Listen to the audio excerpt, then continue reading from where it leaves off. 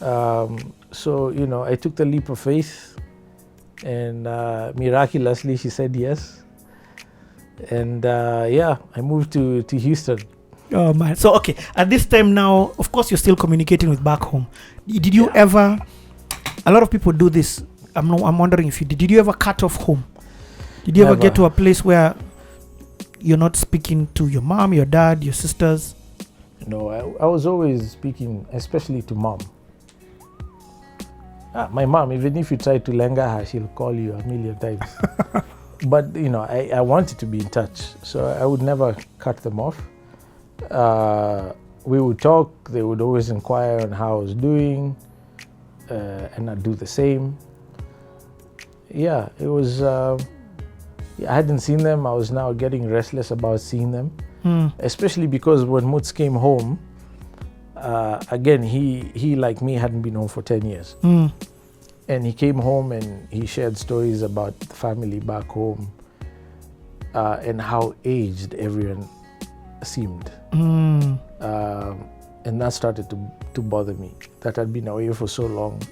I hadn't seen my parents for 10 years. And your dad had gotten a stroke in that time? Yeah, I still hadn't seen him. I mean, we would talk, but I hadn't seen him, and I started to get restless about coming back home. But then my situation was the same. I was still an illegal immigrant. Actually, in fact, it sounds like you life became okay living as an illegal immigrant. You found a way to maneuver the system. Yeah, I learned to cope. So the thing is, with the real estate side, I wasn't employed. I was an investor. And, there are technicalities in the law that allowed me to do it.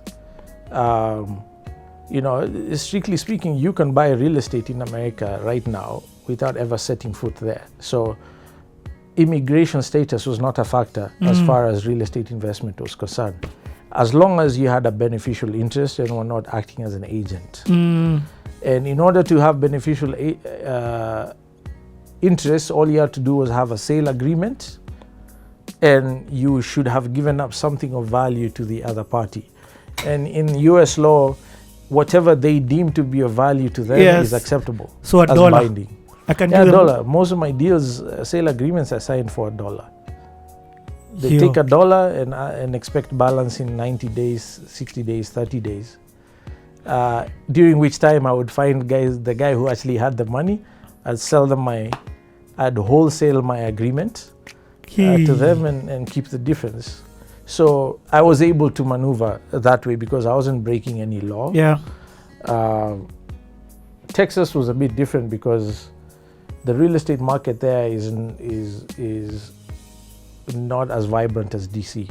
Especially at that time, we were just going through the 2008 economic crisis that tanked property values. But isn't that the best time for buying of land?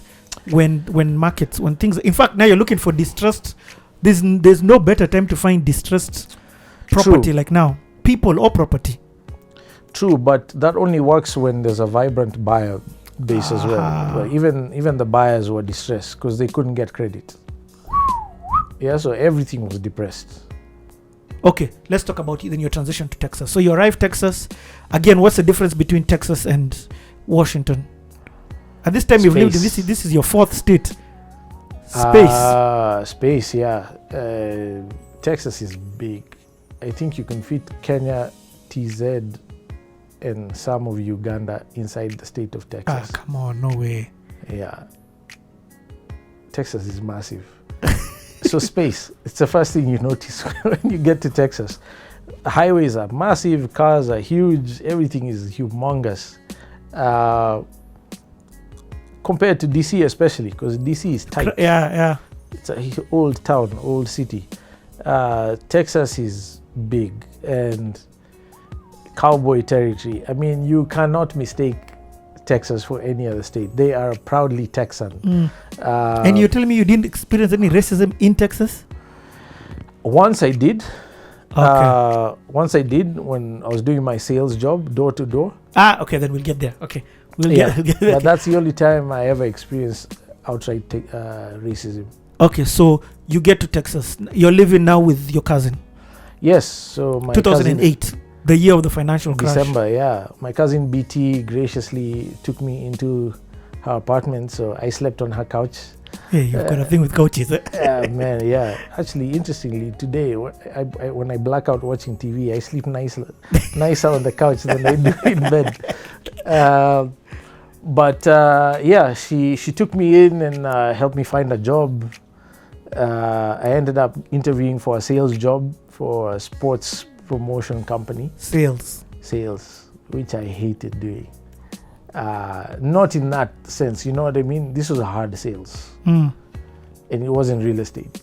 So what were you selling?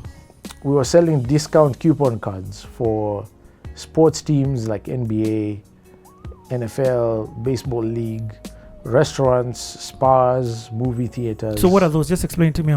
So coupon cards, coupons are, you find them, we used to do them back in the day in Kenya, not anymore, where you cut out, yes, those books. The paper. It tells you 20% discount for Omo at Uchumi, valid from this date to this date. So companies like the one I worked for, Smart Circle, figured out how to create promotional events where they'd get the company to agree to give away, say, $2 million worth of discounts via coupon cards. And each coupon card would give, say, a $30 discount. Yeah. And you buy a card, it has maybe 30 of them. So you pay, generally we were selling each for about $30, and it would have about $300 worth of discounts in it that you tear at the specific business that it was made for. Okay. So I worked for the company that basically formulated the campaigns and sold them door to door on the streets. Ooh. Like in Texas. Yeah, we were hawkers basically. We were well-dressed hawkers. You had to wear a tie. If it was too hot, you could take off your jacket, but you'd have to have suits, a shirt. Look formal. Look professional, because you're representing professional entities. And cold call people in their businesses or their homes on weekends, convince them to buy the coupon card. So was this a commission-based job? 100% commission-based. Eat what you kill. You didn't sell jack, you ate nothing. That was rough. But there's something about that model that brings out the best in people. Adversity, there's something about discomfort in human beings that is, I think, necessary. Yeah. Sadly, I hate the thought of it because I hate discomfort. But there's something about comfort that makes us complacent. Yep, I agree. And we don't achieve as much as we could otherwise. So, one of my constant prayers is, God, please, I want absolute comfort, but give me the drive to keep going for more. For some reason, those give me the drive that together. comes with discomfort, but keep me comfortable. Yes. In comfort. Yeah. So that situation at Smart Circle was high pressure, man. You had to meet your targets on a weekly basis, or else they fired you. What? Yeah, there was no retainer.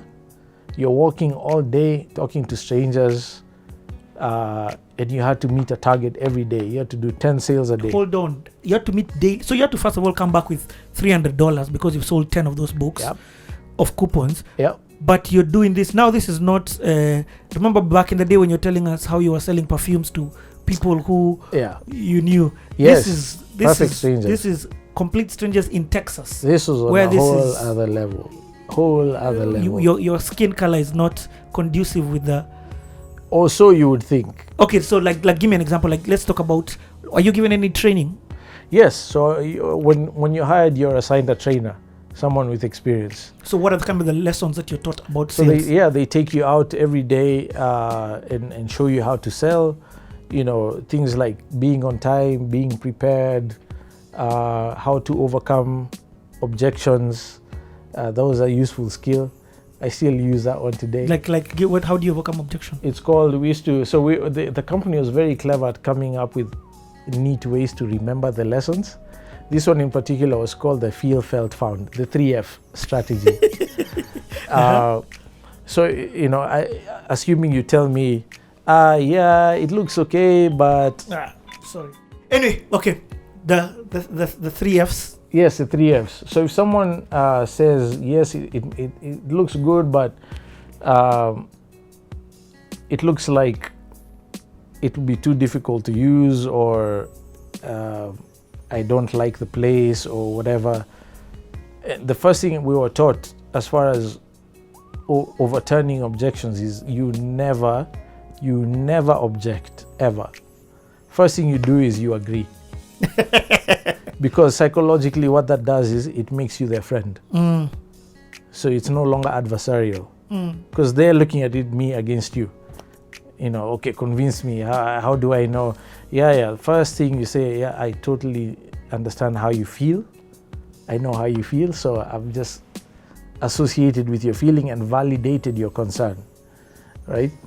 And then you validate their concern even further by telling them of another situation where someone felt the same way. Yeah, Jenny, 2 doors down, Jenny, your neighbor?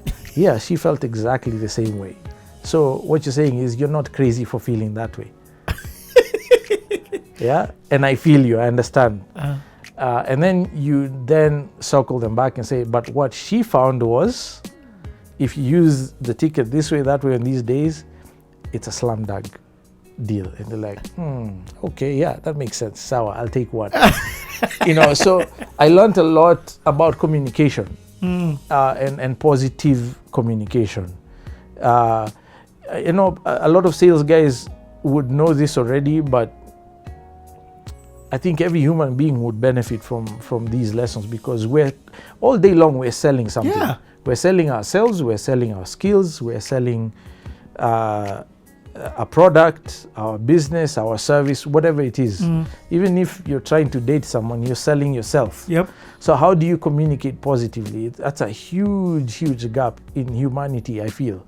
And salespeople, well-trained salespeople, have a massive leg up on that, because they understand the psychology around that. And so, for instance, if I was going to try and sell you something and I finish my sales pitch, I would never ever say, would you like to buy? That's an open-ended question that will generally lead to a no, because people are uncomfortable. You're a perfect stranger. They don't know you. They don't want to make an impulse purchase. They'd just rather end the interaction and move on. So they'll tell you no. Instead of making an open-ended question, you need to make it what they call a closed-ended question, which is, how many would you like to buy? I'm still asking a question, but I'm assuming you're buying. That's a done deal. You're buying. Question is how many. So now the choices I've left you, instead of yes or no, is 2, 3, 4, 10. Even if they're going to say 0, they'll just be, okay, I'll take one. Yeah, they'll be like, okay, fine, let me take one. That is a very powerful skill, how to communicate and put your best foot forward when you're trying to persuade someone. Now, there's a very thin line between that and witchcraft, I tell people, and that has to do with your motives, because you could easily manipulate people into doing something that is harmful to them. And so one has to be conscientious about engaging their fellow human beings. You always have to have a clean pure heart. motive. In fact, it's so good that you've brought this up. I've seen people who have understood these aspects of communication, have it be eye contact, have it be put the hand on the shoulder, engage some physical contact, well, all these different things, use some certain words. But I've seen people who are manipulative. Yes, manipulation, that's a word. Yeah, they're manipulative in those skills strictly for their own gain. Their own gain. Absolutely. So it's a thin line, I'll be honest. And I had to catch myself a couple of times, because over time, you imagine if I'm talking to 100 people a day to achieve my 10 sales, in a month I've spoken to 3,000 people, perfect strangers. You get good at communicating. Whoa. You even get good at reading nonverbal communication. Oh, man. In some cases, I got good at even reading energy before the communication came. Communication has multiple layers. Yep. It's first of all, it's metaphysical, because your thoughts project energy. Your emotions project energy. You could stand next to an angry person who says nothing, and you'd feel their anger. After interacting with people on a regular basis like that, after 2 solid years, you become very good at reading people. That is insane. Yeah, and it's simply a matter of practice. It's a muscle we all Yep. have. Yep. You ever heard people say, "Hey man, I don't know, there was something about that Chile or that guy, I don't know what it is, just something didn't feel right." That's exactly what it is. It's that untrained, undeveloped muscle we all have in here, which we call it the gut. Yeah. My intuition. Yep. And if you practice it enough by engaging, which means you're putting yourself in uncomfortable situations constantly, you develop that ability where you can even sense. I mean, there were situations where I'd walk into an office and I just knew it didn't matter what I told this person, they were going to tell me no. And I apologize, I'm so sorry to disturb you, have a great day, and I'd walk out. Yeah, and a few times it changes the mood. Yes, because they're like, okay, wait, come back. What is it? Why did you walk? I was like, I just felt like I was interrupting and I didn't want to bother you. No, it's okay. Go ahead, tell me. Because they diffuse the situation. Yep. Now they're receptive as opposed to being tense. And those are very useful skills, especially in business. When you're negotiating with people, when you're trying to sell something to people or persuade them of something. I wish there was a school where people can pay tuition to learn this, but there isn't. You just have to get down in the trenches and engage with human beings. Man, so listen, first and foremost, there's a threshold you have to reach every single day. Yeah. Secondly, there's a commission that you're making commission on the basis of the amount of sales that you do. So the more sales that you make, the more commission that you make, the more that you keep your job. So what on earth would make you be like, I don't want to use this for my good? And then thirdly, fifthly, ninthly, tenthly, these are strangers. Yeah, I mean, it's something I was hesitant about, but I threw myself into it because I felt led into it. I felt like, for lack of a better term, I felt like God wanted me to go through that and learn certain things. Probably the reason why it was the only open door to me in Houston. I find God works a lot like that with me. He closes doors. He will close certain doors to keep me. I'm like a rat in a maze. Yeah, these doors, I have no choice but to go there because he knows I don't want to go there willingly. But there's something about that journey, that experience that is necessary for my growth. And those 2 years are 90% responsible for whatever I consider to be success since. My God. Okay, can I just dwell a little bit in this place? Yeah. So, tell me a little bit about, this must be a high pressure working environment. By the way, you're being told, guys, if you don't meet your daily quotas out, you must have seen a huge turnover. People come and go. Massive, people who are just like, this sales thing is not for me. Yes, it was rough. It's a psychologically tough job. It's not for everyone. And I remember our boss, gentleman, at some point he came about a year in. He was the executive vice president of the global company. What? And Mr. Goudreau, I think at the time he was about 43 or 45 years old. I was 30. This guy earned about $90,000, $93,000 a week. A week? A week. And he got paid weekly.